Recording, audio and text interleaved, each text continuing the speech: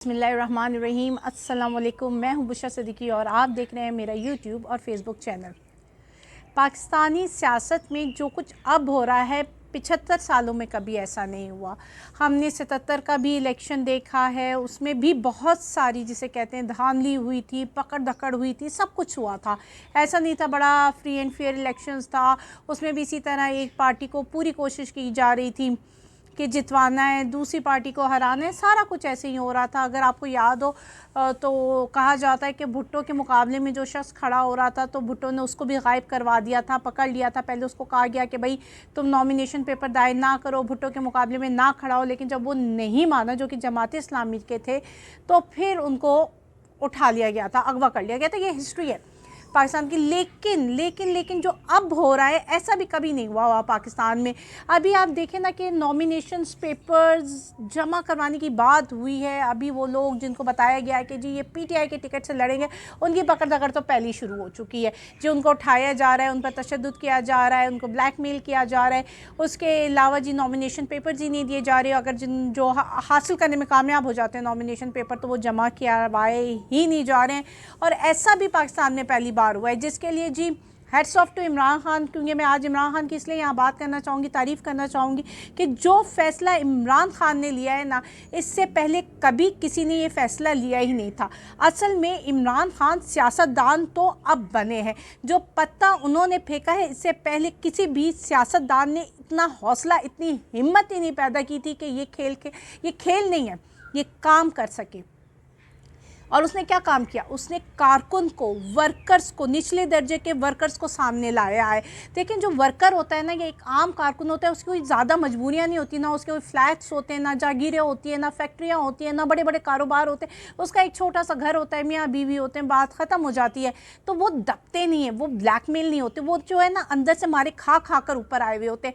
तो फिर वो डर नहीं सकते। तो जो उसने फ़ैसला किया है कि अब इलेक्शन में टिकट्स जो है मैं उन लोगों को दूंगा जो जेलों में मौजूद हैं, जिन्होंने लड़ाई की है इस हकीकी आज़ादी के लिए, जद्दोजहद की है, जो खड़े रहें और डटे रहें, टिकट उनका है। तो यकीन मानिए एक बड़ा बेहतरीन फ़ैसला है। और तब्दीली की शुरुआत भी यही है। वो तब्दीली का नारा जो इमरान खान बहुत पहले से लगाता आ रहा है, असल में तब्दीली अब आई है कि जब एक कारकुन, एक आम वर्कर को टिकट्स मिले। इलेक्टेबल्स को टिकट नहीं दिए जा रहे, सरदार को, जागीरदार को, उस हल्के की जिसे चौधरी को टिकट नहीं मिल रही, या उस हल्के के चौधरी के बेटे को, बहू को टिकट नहीं मिल रहे।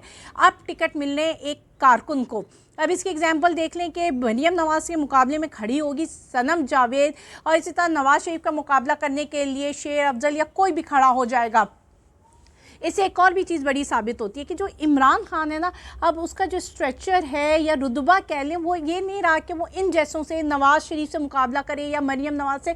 उसके जो कारकुन है ना, इनका मुकाबला करने के लिए काफ़ी। उसने अपने कारकुन को देखें, आप इसमें ये देखें कि उसने अपने कारकुन को इतना स्ट्रेंथन कर दिया, इतना मजबूत कर दिया है कि अब नवाज़ शरीफ और मरियम नवाज़, आसिफ जरदारी, बिलावल और ये जो बड़े बड़े नामों के सामने इसका एक आम कारकुन आकर खड़ा हो जाता है। ये होती है कि अपने कारकुन को इम्पोर्टेंस देना, उनकी कुर्बानी को समझना। अब मरियम नवाज़ के मुकाबले में सनम जो है वो आ रही है, तो आप मुझे बताएं सनम कौन थी? कौन जानता था उसको?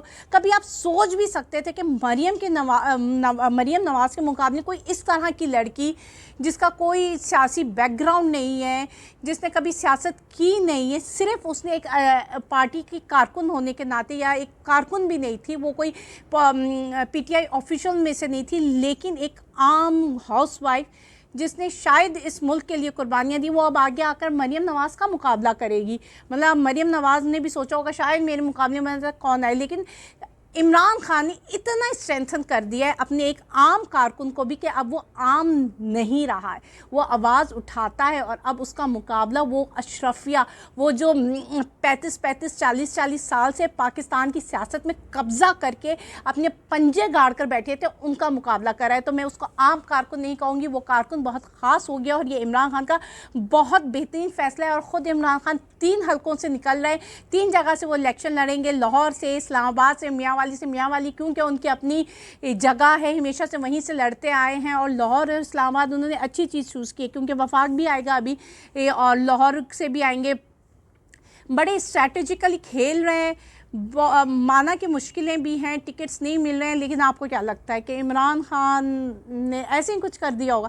इमरान खान है, उसकी प्लानिंग्स 2 हाथ आगे रहती हैं। आप यकीन माने कि जब इलेक्शन, ये नॉमिनेशंस वगैरह का सिलसिला ख़त्म होगा और इससे आगे 10-15 दिन बाद आगे बात चलेगी, तो आपको पता चलेगा कि पेपर्स तो सारे जमा हो चुके हैं, क्योंकि इमरान खान ने सारे पेपर्स तो जमा करवा चुका है अपने जितनों को भी उम्मीदवार होंगे। तो ये खेल अभी बड़ा आगे बढ़ेगा, लेकिन देखना ये भी है कि इलेक्शंस क्या क्या माहौल बनता है, इलेक्शंस भी होते हैं कि नहीं होते हैं।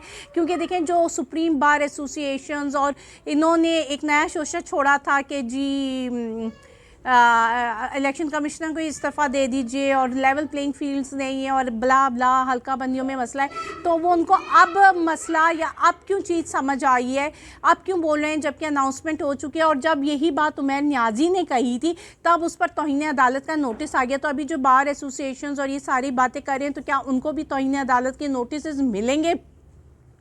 क्योंकि कानून तो सबके लिए बराबर होता है, लेकिन हाँ, ये पाकिस्तान है, यहाँ कानून सबके लिए बराबर नहीं है। यहाँ जी अशरफिया के लिए और कानून है, गरीब के लिए और कानून है, PMLN और पीपल्स पार्टी के लिए और कानून है। वहाँ ट्रेट में रखकर उनको नॉमिनेशंस पेपर भिजवाए जा रहे हैं, और यहाँ जो कि बड़ी मुश्किल से नॉमिनेशन पेपर हासिल होते हैं, तो उसको भी पकड़ लिया जाता है, फाड़ दिया जाता है, उनको दिए नहीं जा रहे हैं। तो जाहिर सी बात है, लेवल प्लेइंग फील्ड तो है नहीं। और जो मौजूदा हालात हैं, जिस तरह PTI को साइडलाइन करने की कोशिश की जा रही है, तो मेरी सजेशन तो ये है कि भाई आप साफ बोल दो कि यार PTI का मुकाबला करना मुश्किल है और हमने इस शख्स को लाना ही लाना है हुकूमत में, तो क्यों एक काम करते हैं कि हम इसको टिकट देते ही नहीं है, हम इस पार्टी को लाते ही नहीं है। बस इलेक्शंस जो है ना, वो 2 पार्टी के दरमियान होंगे, पीपल्स पार्टी PMLN, और बीच में थोड़ा सा शशका या नमक मिर्ची डालने के लिए हम जमात इस्लामी या मौलाना फजल रहमान की जमात रख लेते हैं। इस तरह का आप इलेक्शन करवा लीजिए। खामाखाई टाइम वेस्ट करने की क्या ज़रूरत है, जब आपने ऐसे इलेक्शंस करवाने। और दूर दूर तक जो है, अब जिस तरह आगे बढ़ता जा रहा है ना, दिन गुजरते जा रहे हैं, तो वो जिसे कहते हैं ना, इलेक्शंस होंगे या नहीं होंगे, लोग और ज़्यादा परेशान हो गए।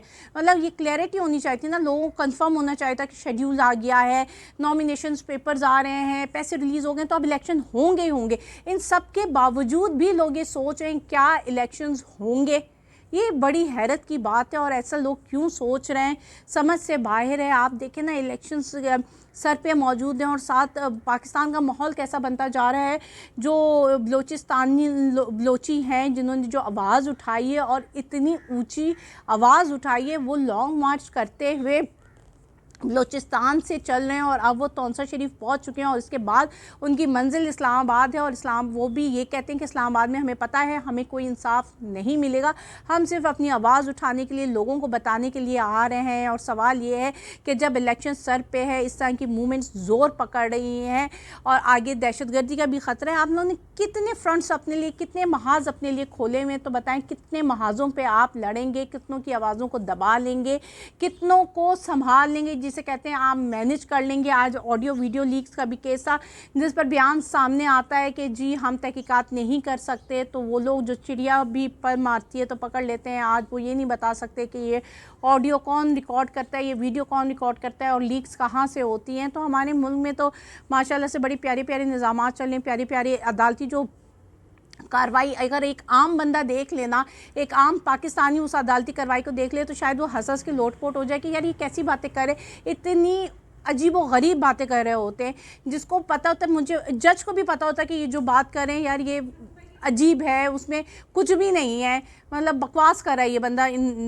मैं आम टर्म्स में बात करूं, लेकिन फिर भी सब खामोश हैं, तमाशाई बने हुए हैं। लेकिन ये पाकिस्तान है। अब देखते हैं इलेक्शंस होते हैं नहीं होते हैं।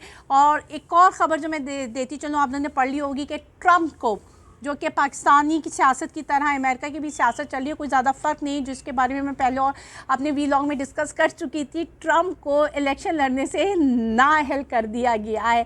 जी बिल्कुल वही हालात हैं जो पाकिस्तान के हालात हैं। अब देखते हैं कि वहाँ की स्ट्रैटेजी, वो क्या स्ट्रैटेजी अपनाता है। लेकिन यहाँ पर हमारे बबर शेर इमरान खान जो बने हुए हैं, आजकल सब उनको बबर शेर कह रहे हैं, तो इमरान खान की अब तक की स्ट्रैटेजी बड़ी कामयाब रही है, बड़ी अच्छी मूव खेले। और जो उन्होंने अपने आम कारकुनों को टिकट दिया है, तो मैं कहती हूँ कि अब वो सही मानों में सियासतदान बन चुके हैं और एक आम कारकुन को समझ रहे हैं, और यही इनकी जीत की अलामत बनेगी, और यही इनको दोबारा वापस लेकर आएगा। एक आम कारकुन ही अपने लीडर को वापस ला सकता है। अल्लाह हाफिज़।